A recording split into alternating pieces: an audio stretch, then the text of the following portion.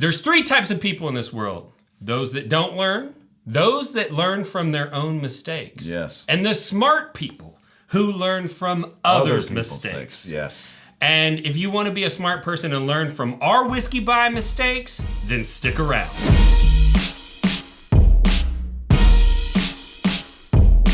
Thank you all so much for being here today on this grand occasion where we go over the top 10 whiskeys that we regret buying. Yes. But before we get there, we have to give a shout out to our people, the Patreon. Patrons. Thank you guys so much for joining us on this journey and supporting the channel, most importantly, because that's exactly what you're doing. Supporting the cause, supporting the mission, and we want you to know that it's not just a thankful and a gracious donation. We want to get you something in return. So that's why we have so many member benefits like bonus content, special offers, distillery takeovers, barrel picks, in-person meetups, virtual bottle shares, the list goes on and on and on, and not to mention the discounts on all the really cool merch you can get. So if you are not currently supporting the channel and you want to get in on some of those benefits, head over to the Patreon, use the link in the description below, and I guess it's disclaimer time. It is disclaimer time. So we normally do not do this type of thing. No, we don't. We are going to mention specific brands, specific bottles that we regret purchasing. Yes. But we'd like to just state that every whiskey that's ever been made, that made it into a bottle that's in your house was someone's passion. Right. Okay. And it only happened because of massive sacrifice and investment. And for that reason, we don't like to trash brands. And we recognize that for all of these bottles, there's a drinker that loves these whiskeys. Right, exactly. Okay. And most of our mistakes were because we should have known, or we could have known, that this purchase was the wrong quality price ratio for us, or that the motivation to buy it was something other than, it matching up well with our palate. Right, exactly. So, just keep that in mind. So leading off with my first bottle that I regret buying, it is Kentucky Owl Rye. Ooh. Now, if you watched any of my top rye episodes, you know that Kentucky Owl Rye Batch 1 is one of my favorite ryes of all time. Wow, yeah. So that inspired me that when they release new ones, I would buy them. But after batch 1, they dropped the proof and they raised the price about 50%. Wow, yeah. And so this is a batch 2. It doesn't have the tamper seal on it. It's got like a little copper penny top on the cork. I can tell which ones are batch 2s from that across the room. Yeah.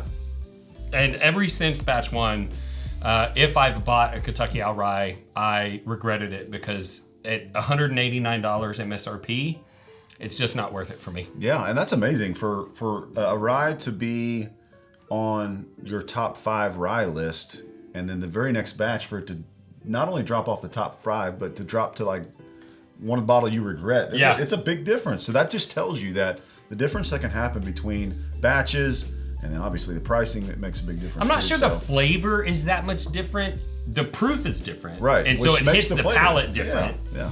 But it's just, for me, it's like, I bought, I don't know, like 6 bottles of batch 1 at $120, right? But at 189, I'm out on that. So why don't you keep rocking and rolling? What's your next one? Number 2, J. Mattingly. Oh, okay. Okay, so J. Mattingly is a very interesting distillery experience that you can have in Kentucky.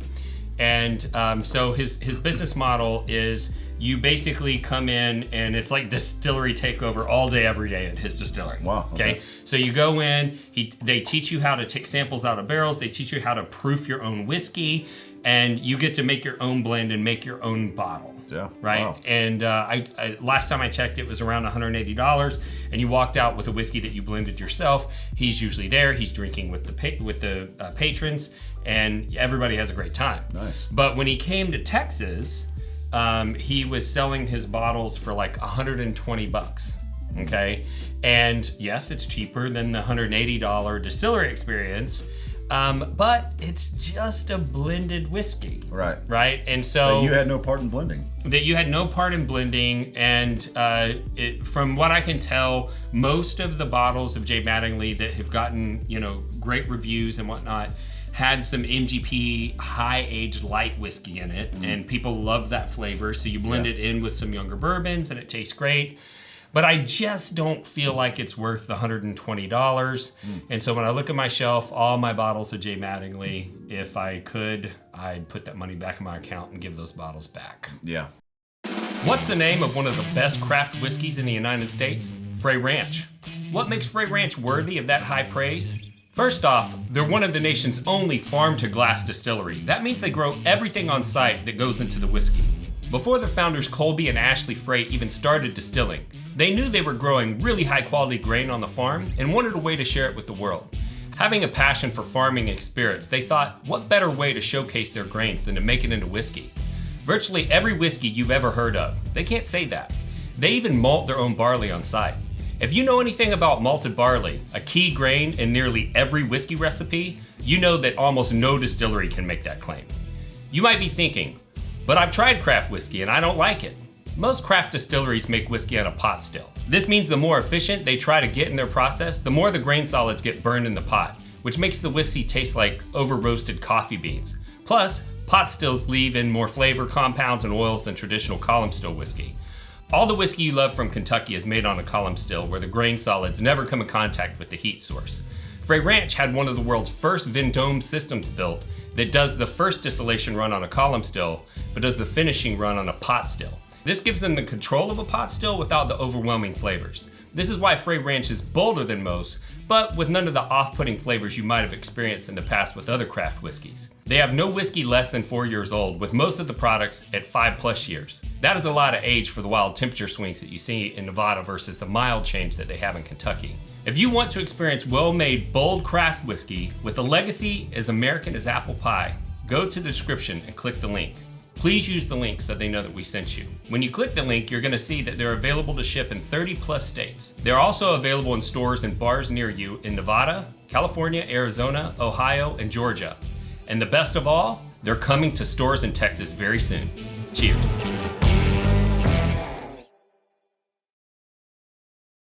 And speaking of a bottle that I overpaid for and it underdelivered for me, that number one on my list is Elijah Craig 18. This guy right here, okay? I am Elijah Craig fan. I would say that it's not perfect for my palate. Elijah Craig single barrels and the barrel proofs and, you know, the one-offs. I enjoy everything else that Elijah Craig has done. It's not knocked my socks off by any means. But when it came out with the 18 and I began to chase it just because the hype was surrounding it, I've got to admit that I just bought the bottle because everyone was talking so much about it. Mm-hmm. And I hadn't really tried it. I think I'd tried it once and I didn't really remember. So I bought the bottle, spent way too much on it, got it home, started sipping on it, and it was just super thin. Yeah. It's a super thin whiskey to me, and it's just over-aged, overdone, and it's just a lower proof, and so it's really doesn't fit my palate at all, and I definitely regret paying what I did for it. I almost put this one on my list. It comes in last place in every double blind that we do. Yeah. We've done plenty of videos that featured Elijah Craig 18. I felt a little uncomfortable putting it on my list because I still buy it. Yeah. But I don't buy it because I think it's a good value or I like to drink it. I buy it because I want people to be able to have the experience when they're at my house. Yep. And, I have a limit. I'm not chasing it at secondary. If I can find one before my other bottle runs out of something at MSRP, then I'll pick it up for that reason. Yep. So moving on, next on my list was the Angel's Envy Cash Strength Single Barrel. Oh, okay. And so this is one, somebody, offered it to me. Lindsay's a big Angel's Envy fan. But for me, and you would probably have a different experience with this, but I have that genetic anomaly where I'm a sulfur super taster. Yeah. And because the barrels that they do the secondary aging for of this whiskey in are from overseas, yep. My understanding is they treat them with a sulfite solution to keep them from growing microbes in the transit. And most people cannot taste that, but I can. And so if you ever taste an Angel's Envy and you're tasting something that's akin to like matches or maybe even like a mushroom, you may have a little bit of that sulfur gene. And for me, if I could send that bottle back and get my money back, I would definitely do it. Well, the next one on the list is one that I think we both share. It was on both of our lists. And I think that's just because, for me personally, it just tastes like an overpriced flavored whiskey. And that is Good Times. Good Times. This one is some would say whiskey pick. But really, I'm just not a fan of the flavored whiskey. I mean, there's not a whole lot of them that I just really enjoy. Maybe if you're making a cocktail and just want to kind of experiment a little bit with some different flavor profiles. But for the most part, I just like a straightforward bourbon or a solid American whiskey, and the flavored stuff is just not for me. And I've bought it before in the past and have regretted it most every time. Yeah, so my story was Good Times like hit the world like a wrecking ball, because when they first started releasing product, they were letting whiskey clubs do whatever they wanted, and it was a really cool experience for whiskey clubs. And the bottles were pretty expensive for what they were. To me, I feel like for the price, it's just flavored whiskey. Yeah. It's not that it doesn't taste good, but I'd rather reinvest that money someplace else. For sure. And next on my list is this guy right here, MF Libations, which I like to joke stands for Mother Libations. Yes. You're going to have to bleep that out. And so it doesn't stand for that. No, it doesn't. But it's a celebrity gimmick whiskey. Yeah. In my opinion. So my wife, Lindsay, God love her, she follows, I think it's the bad guy from the zombie show. Negan. Yeah, Negan. It's Negan's whiskey. Yeah, Negan. Yeah. Not Deegan. Not Deegan, not my son. It's Negan. It's Negan. Is that where he got his name? No. Okay. So Negan also, we know him as Denny Duquette. Denny Duquette from Grey's Anatomy. Grey's Anatomy. Yeah, so beloved character. Yeah. But Lindsay bought it to show a little bit of love, and it came in, and I was like, this is a gimmick. And Lindsay's got a soft spot in her heart for a lot of celebrities. For a lot of celebrities, yeah. And then when they put out their whiskey, she just buys them up. She does, yeah. But the next one is the name is a celebrity name within the world of whiskey, and that is Sir Basil Hayden. And for me, I love a lot of the Basil Hayden stuff, but the Toasted is one that didn't quite meet the par for me as far as the price point goes. It was one that came on the scene, what was that, maybe 2 years ago, that was just like everybody, the secondary was blowing up, the price, the values went up, they were harder to find, and I probably overpaid for it, got it, and at 80 proof, I was just not impressed. A little bit too much for me to spend on an 80 proof whiskey. One of my friends came over and loves the stuff, and so I just said, take that bottle home with you, sir, and enjoy it. And that's why it's not even on this bar for us today. But Basil Hayden Toasted, what did you think? I was underwhelmed. Yeah. But the flavor grain is rice. Really? It's brown rice. Okay. And so it's a completely it should be a different profile, right? So it's bourbon, so it's at least 51% corn. I know I didn't look up the mash bill before we did this recording.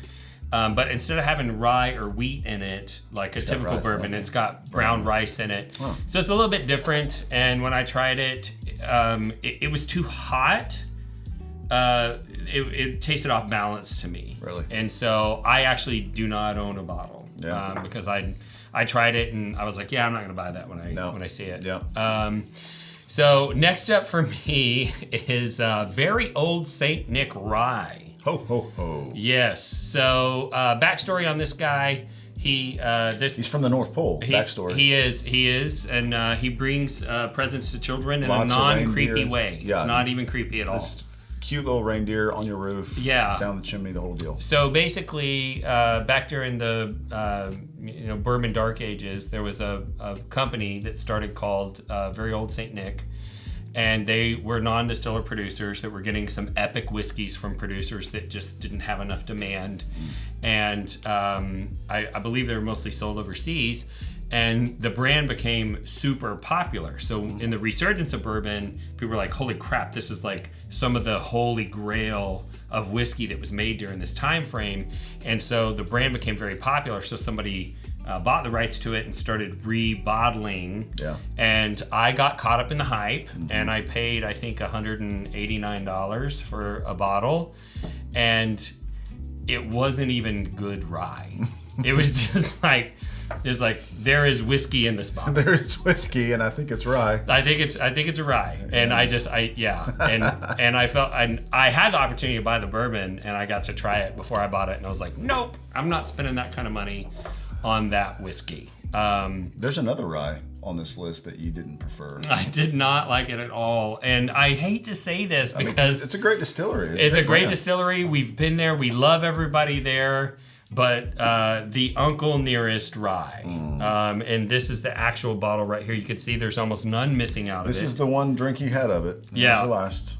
And so we love Uncle Nearest so much, Lindsay and I, that we buy everything that they release. And so Lindsay, all excited, one day comes in and she said, Uncle Nearest released a rye, and I bought it. And I'm Bourbon Boy, and she's Rye Girl, so she loves rye. So she's all excited, and we cracked it open.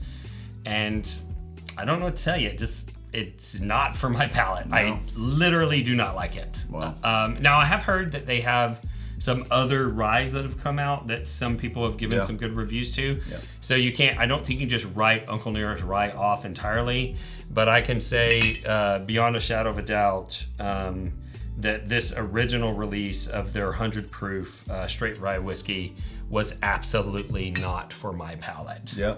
And that's a good way of putting it. It's not for your palate. I mean, It might be for yours. You may be watching this and saying, I love that stuff. And that's awesome. That's fine. That's the beauty of all of our palates being different. But what's number 10? To round out the list, I contributed one here to the list that I heard a lot of hype on, and I got to admit, I fell for the trick of a beautiful bottle.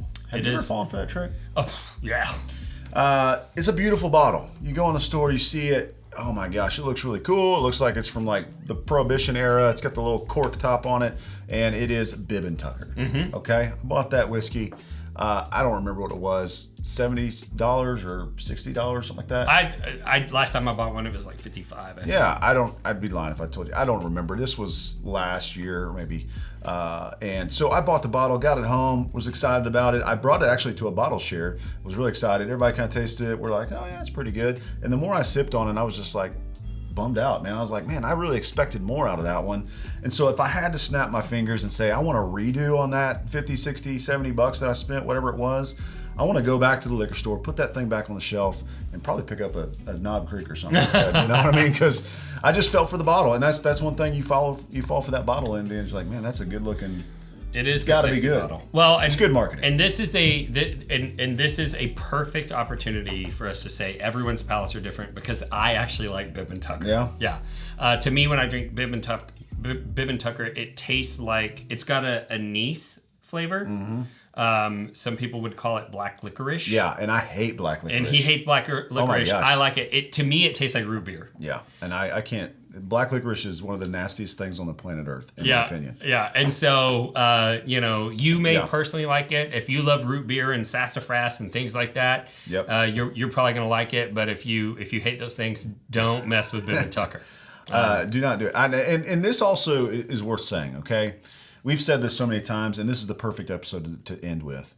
Try before you buy. Mm-hmm. Okay, especially if it's over $50 for a bottle. Try before you buy. Yeah. And if it's just one of those bottles you cannot find to try, you know you're taking a risk, and that's what we've done. And especially if it's the hype of a bottle and the price point has gotten up there, and there's some price gouging going on or whatever's on the secondary, just know that it is a risk. Everyone's palate's different, and if you can't buy it at retail, then try it before you get a chance, because that's the best advice for something like this. And I will also take this opportunity to say there's no such thing as a drain pour. Right. Yeah. I hate that word.